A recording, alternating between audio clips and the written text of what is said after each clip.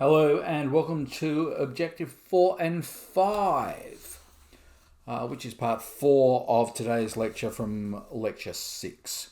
A lot of numbers in that introduction. In this objective, we're firstly going to look at the likelihood a competitor will respond to actions against it, so that fits within our likelihood of attack and response. And then we're going to go on to look at the outcomes, including some consideration of the influence of the nature of the market, slow, medium, and fast cycle, on achieving sustainable competitive advantage and above average returns, or indeed temporary competitive advantage and above average returns. So let's assume now that a firm has made an attack. How will firms respond?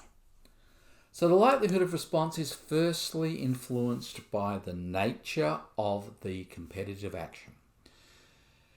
If a firm has made a competitive attack, a strategic action, a strategic attack, that's going to get fewer responses from its competitors. The reason it's going to get fewer responses from its competitors is because usually strategic attacks require strategic responses, and strategic responses take time to implement and assess and put into place.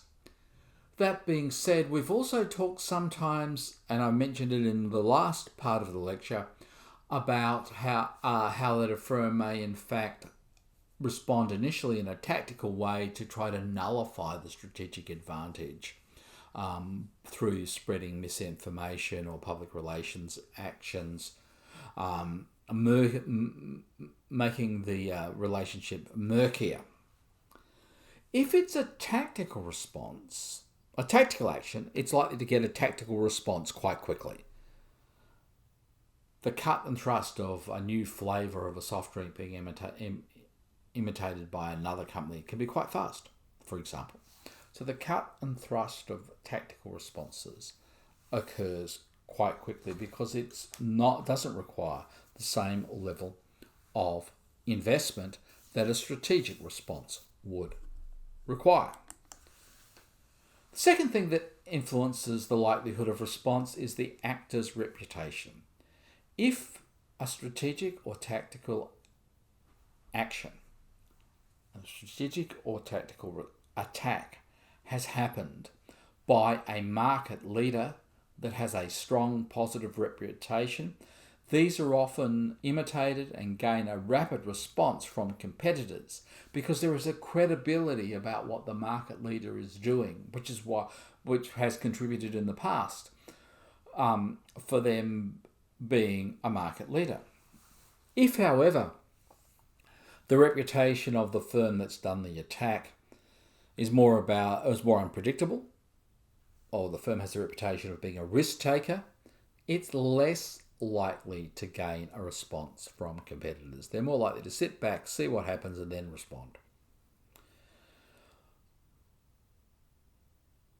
Now, there's also a psychological overlay, an organizational psychology overlay to this, is while there's the rationality of what I've just explained in the first 2 points, if a firm has already been attacked by its competitors in the past, there's often an assumption, or it's often an implicit desire to respond again.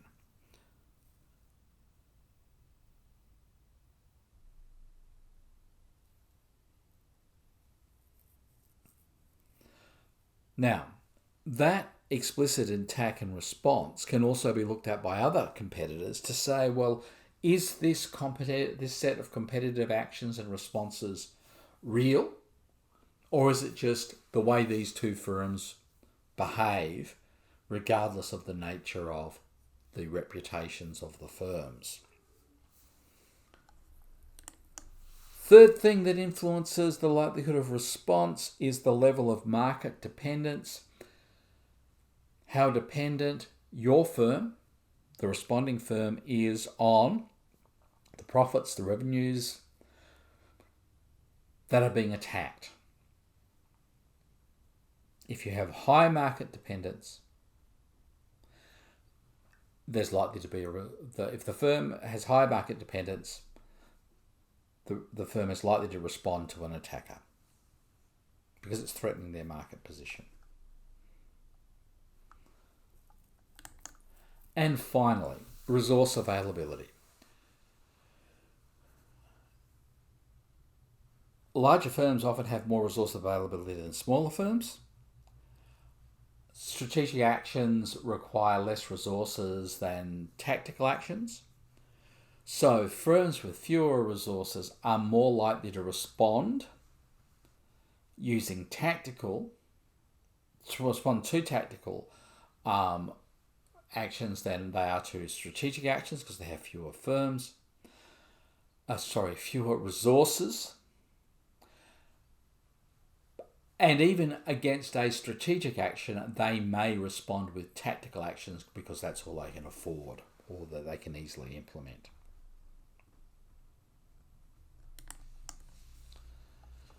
Which brings us to Objective 5, which looks at how the type of market influences the competitive dynamics of the firm. How does the different types of market influence the competitive dynamics of the firm and therefore competitive advantage?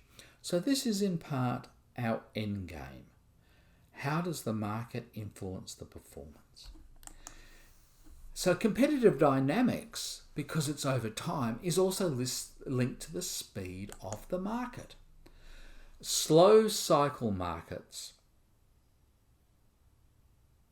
are markets where there are barriers to imitation for long periods of time, or imitations and substitutions are costly. Therefore, you get competitive advantages that are sustainable. And all firms concentrate on competitive actions and responses to protect and maintain their existing competitive advantages because it's more difficult to take a strategic or a game-changing attack or response. They tend to be more tactical. So you end up with, in those type of markets, a longest period of sustained competitive advantage because the market is slower. However, that sustained competitive advantage gradually gets eroded. Standard cycle markets, where there's moderate cost of imitation, that can shield you from competitive advantage, can shield you from attacks in the short term. Competitive advantage is sustainable if your quality is continuously upgraded. So there's a lot of different definitions of what a standard cycle market is, and some people would still call technology markets fast cycle markets. More recently, things like the mobile phone industry has been called a standard cycle market. If you look, there's basically an annual renewal of the two main competitors in that market, the two at the top end of the market, iPhone and Galaxy, Samsung Galaxy, Samsung Note. They basically keep adding and keep their quality and keep continuously upgrading and add minor improvements and additions of minor features against each other. They are seeking large market shares and customer loyalty through their brand name and need to carefully control their operations to maintain that. So they can achieve a sustainable competitive advantage, or at least a series of temporary competitive advantages that appear to be a sustainable competitive advantage in that type of cycle of market. Some people would also talk about a yearly cycle as a fast cycle market. The difficulty I have with that discussion is that when I was growing up in this area of research, in this area of practice, almost always vehicle manufacturing was called a standard cycle market, that you'd have yearly upgrades of your product within a 5-year cycle. So it was a standard cycle market. And if you look at what often happens within mobile phone technology, that's exactly, or even in computer technology now, that's exactly what's happening. Each year there's this upgrade, progressive upgrade. a new tablet number, a new phone, a new number for the version of iPhone or Galaxy, a new number for your Surface Pro, etc. Each year, each period of time.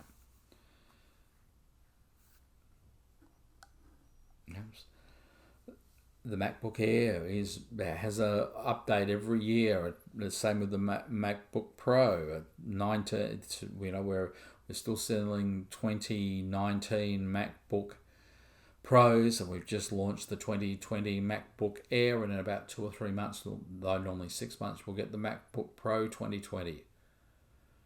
Microsoft switched the titling of its Surfaces in 2017 to create a year to compete with the MacBook Air, but now they've gone back to just having a number so they can spread out their launches a little bit further. Their Surface Book is in fact coincides fairly closely and competes fairly directly with the MacBook Pro as distinct from the Air. Firms seek large market shares, they seek to gain customer loyalty, they carefully control their operations. Fast cycle markets where imitation is often rapid and inexpensive, think shampoos, think deodorants, think the fads of having quinoa or panko or whatever as the current coatings for frozen seafood. All these things can happen quite quickly. Imitation is often rapid and very inexpensive. Competitive advantage is therefore not sustainable. So competitors can just imitate what you're doing. And it's based on non-proprietary technology that's rapidly diffused. So you get a series of competitive advantages that are temporary. Launch, exploitation, counterattack, launch, exploitation, counterattack, launch, exploitation, counterattack, launch, exploitation, counterattack. So a series of those type of advantage on a smaller period. Now, you'll notice that the citation for these comes from 1988, and I would suggest that has been what's changed in the way we consider the length of time in markets. That 1 year might be standard and 3 months might now be a fast cycle market. So what we've done is we've discussed these 5 objectives, and if I go back to the first place that we can see the diagram, which is way back here, we've talked about the drivers of competitive behaviour, awareness and motivation. We've talked about what we need to do in competitor analysis. We spent most of our time talking about inter-firm rivalry and the likelihood of attack and response, and what influences the likelihood of attack and response. We talked about the role of size, speed, innovation and quality, both as it affects as a flow-on from inter-firm rivalry, but also as it affects outcomes. And we talked about the 3 types of market and the 2 types of advantage. We didn't discuss evolution,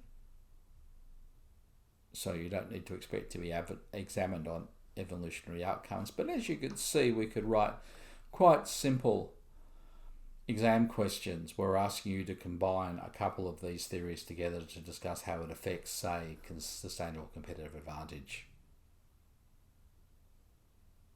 Okay, so that's the end of the lecture. Watch the videos that have been prescribed. Make sure you do the Moodle activity, and I'll see you in the tutorial online in Zoom this week and next week. Bye for now.